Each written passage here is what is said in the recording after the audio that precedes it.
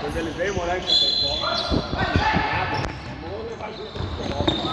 homem do céu, queriam cortar, me tirar do time. O goleiro jogava demais. Olha só, olha a cara dele ali. E ele passa no ovo, ele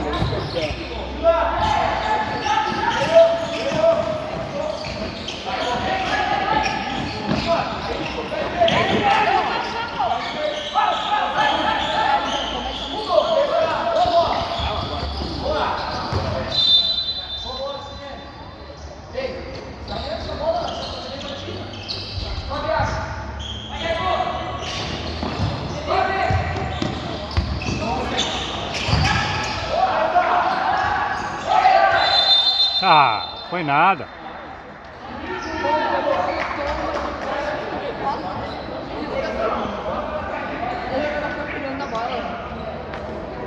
vamos ali xingar hoje.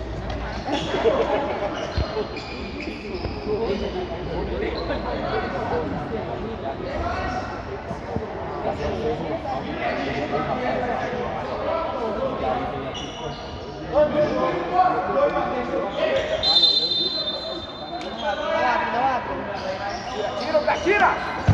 Ei!